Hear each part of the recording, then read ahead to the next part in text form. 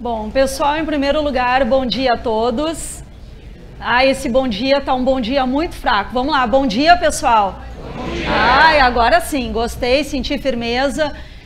Tô aqui então para trazer algumas dicas para vocês da matéria nacionalidade, da matéria direitos políticos, né? Essas dicas a gente vai tentar trazer algumas questões que nós não conseguimos abordar, né, nas nossas aulas, porque o nosso tempo ele é curto, o conteúdo é longo. Então aqui, né, eu vou trazer algumas questões que eu acho que são bem possíveis de cair para vocês amanhã nesse concurso, tá? Então peguem aí a folhinha de vocês e eu coloquei ali para vocês algumas frases, né, para que vocês colocassem verdadeiro ou falso, para a gente então lembrar um pouquinho o nosso conteúdo. Como eu referi nas minhas aulas, um dos conteúdos, pessoal, mais presentes são os cargos privativos de brasileiros natos, né? É uma das questões que eu mais aposto no concurso de amanhã, tá? Então, a número 1 diz ali, ó, não é privativo de brasileiro nato o cargo de ministro do STJ. Essa afirmação, ela é verdadeira ou ela é falsa? Ela, ó, não é privativo, pessoal, prestem atenção, não é privativo de brasileiro nato o cargo de ministro do STJ. Verdadeiro ou falso? Verdadeiro. Pessoal, quais são os cargos que são privativos de brasileiros natos? Lembram? Ministro do STF, ministro do STJ pode ser brasileiro naturalizado, tá? Tanto pode ser brasileiro nato como pode ser brasileiro naturalizado. Então, rapidamente lembrando, carreira diplomática, pessoal, pode ser um brasileiro naturalizado? Quero ouvir todo mundo. Carreira diplomática pode ser um naturalizado? Não. Prefeito pode ser um naturalizado? Não.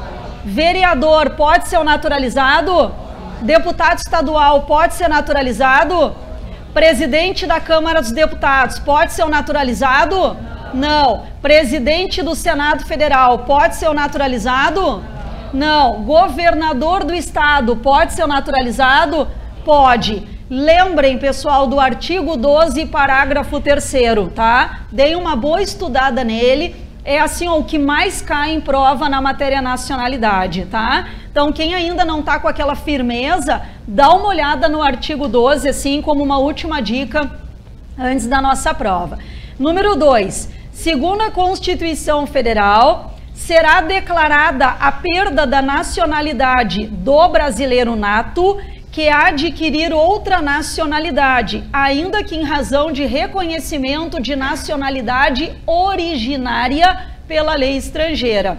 Pessoal, eu, Alessandra, brasileira nata, vamos supor que eu sou filha de italianos e eu nasci no Brasil, tá? Eu nasci no Brasil e eu tenho pais italianos. O que eu sou para o Brasil?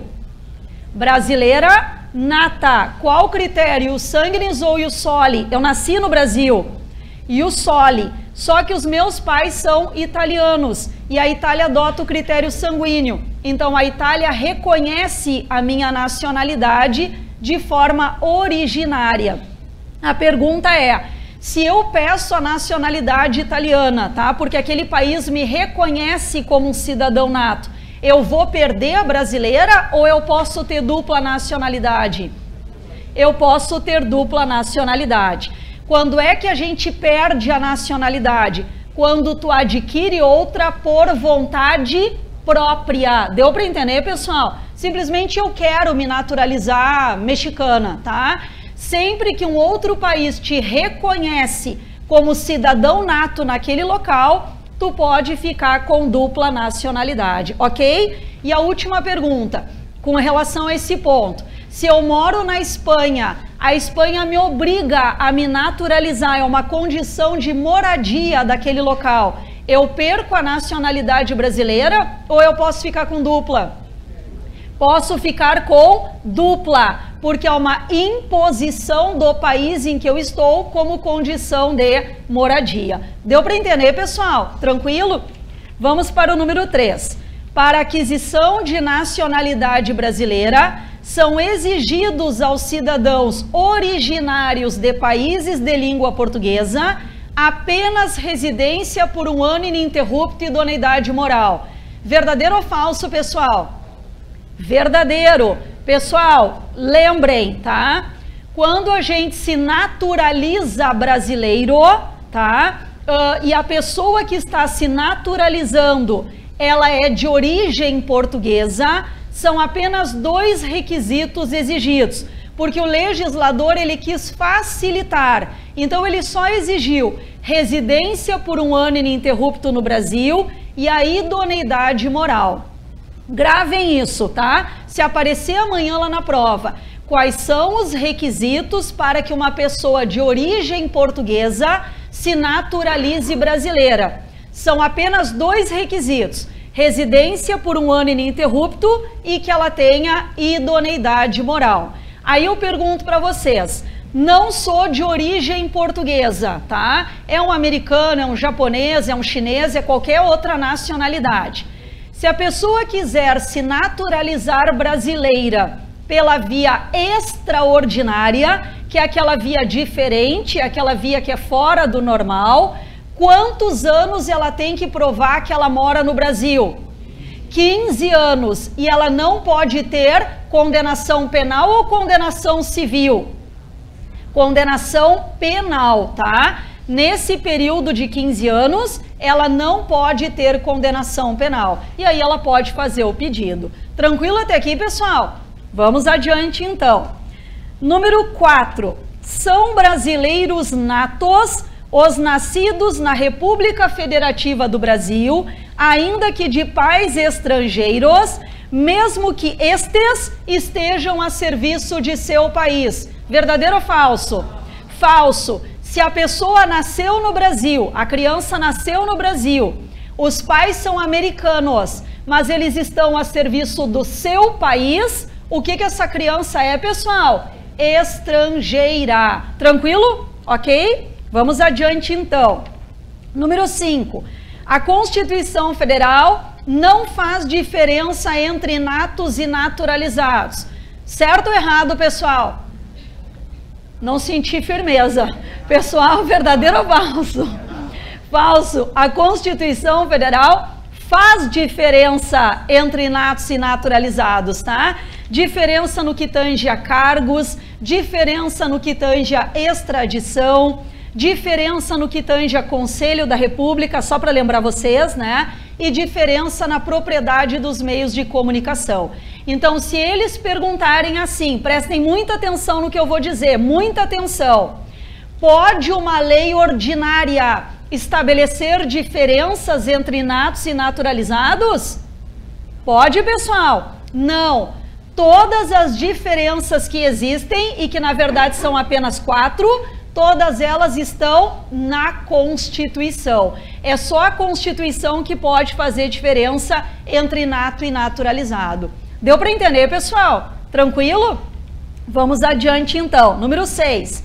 Aos portugueses com residência permanente no país, se houver reciprocidade em favor de brasileiros, serão atribuídos os direitos inerentes ao brasileiro nato, salvo os casos previstos na Constituição. Verdadeiro ou falso? Pessoal, um português que pede equiparação no Brasil por causa de um tratado que tem entre Brasil e Portugal, ele se equipara ao brasileiro nato, o português? Ele pode ser presidente da República? Não, pessoal, ele se equipara ao brasileiro naturalizado. Falso, coloquem aí.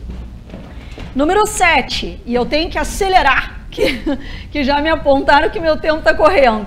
A lei que alterar o processo eleitoral entrará em vigor na data de sua publicação, não se aplicando eleição que ocorra até 6 meses da data de sua vigência.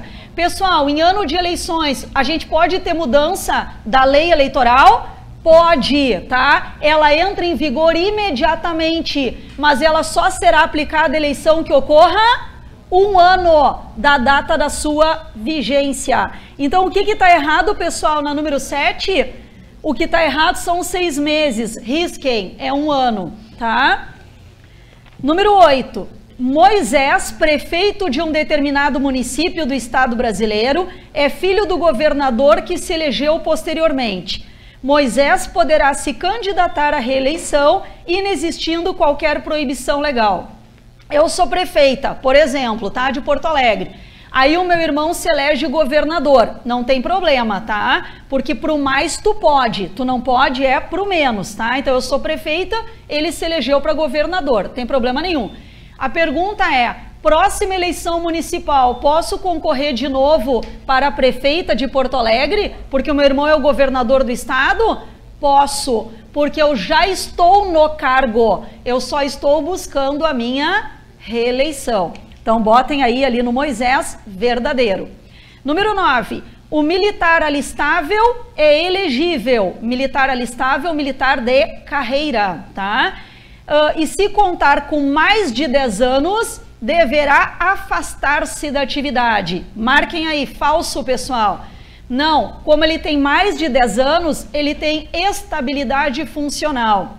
Ele se afasta temporariamente, tá? Para poder concorrer, mas uma vez, por exemplo, que ele não tenha sido eleito, ele retoma, o seu cargo eletivo. Então, ele não é um afastamento no sentido de ser excluído da carreira militar. Deu para entender?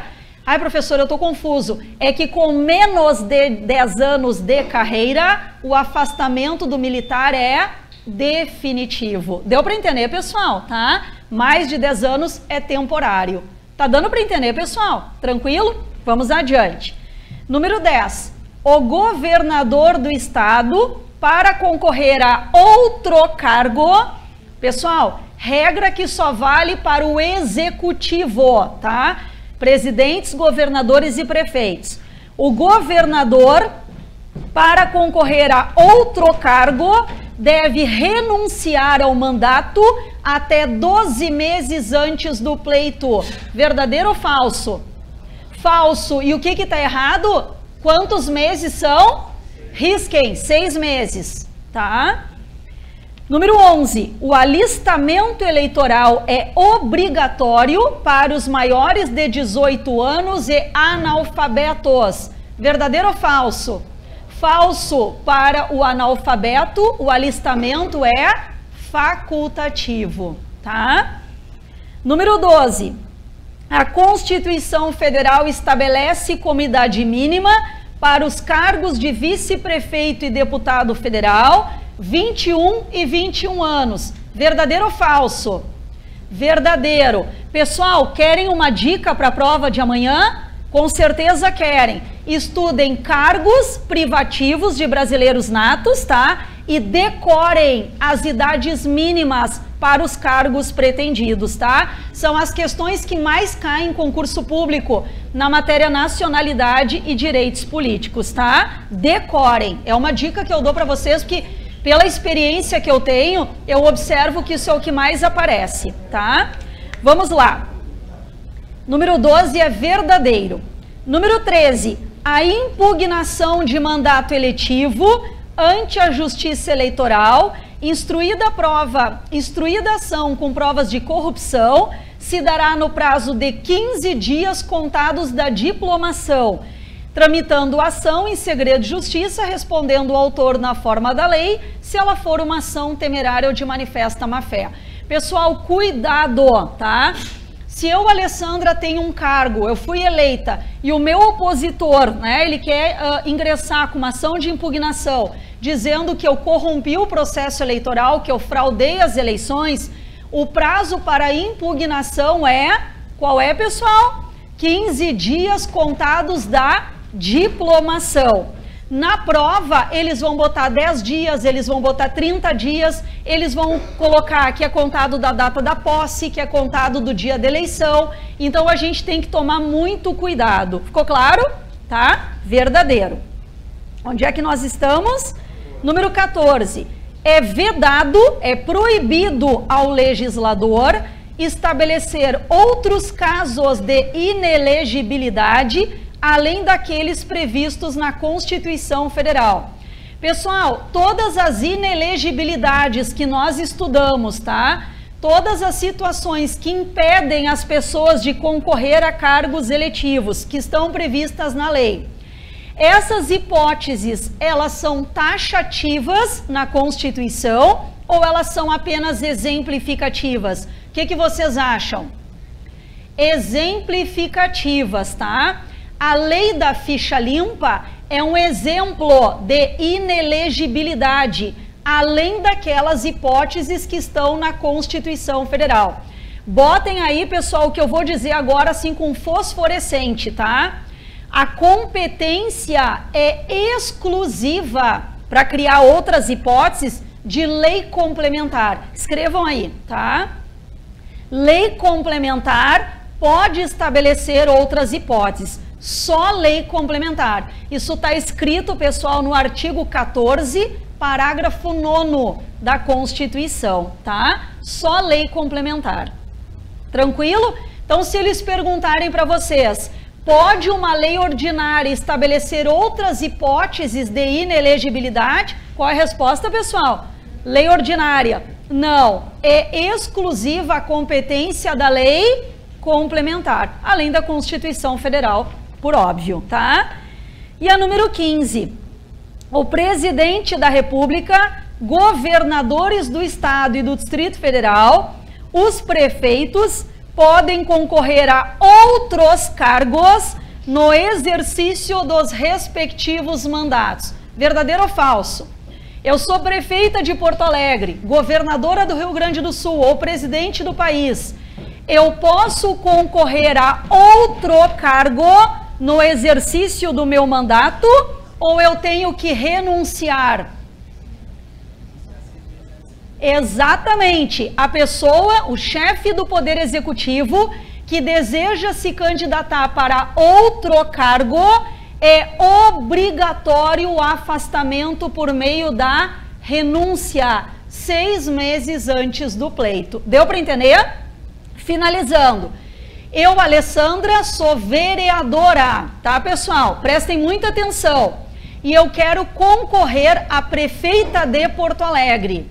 Eu preciso renunciar ao cargo de vereadora para concorrer a prefeita de Porto Alegre? Não, pessoal, porque o vereador é do legislativo. Tu só precisa renunciar quando tu é do executivo. Última pergunta. Eu sou prefeita de Porto Alegre, tá? Eu quero me candidatar novamente à prefeitura de Porto Alegre. Eu posso, pessoal? Posso, desde que não seja para um terceiro mandato consecutivo. E para concorrer ao mesmo cargo, eu preciso renunciar ou eu posso permanecer no cargo? Eu posso, pessoal, tá? Para o mesmo cargo, tu pode permanecer. Quando é para outro cargo, tu tem que renunciar. Deu para entender? Criaturas divinas, encerramos por aqui. Eu desejo do fundo do coração que vocês tenham uma excelente prova. É de manhã ou é de tarde, pessoal? Ah, é os dois? Bah, então, amanhã os meus pensamentos estarão com vocês, tá? Tenham fé, acreditem nos sonhos de vocês, ó, tô toda arrepiada, tá? Acreditem nos sonhos de vocês. O fato de vocês estarem aqui pegando essas últimas dicas só prova, pessoal, que vocês estão correndo atrás daquilo que vocês tanto desejam. Então, pessoal, boa sorte, tá? Rumo à aprovação. Beijo, pessoal. Obrigada.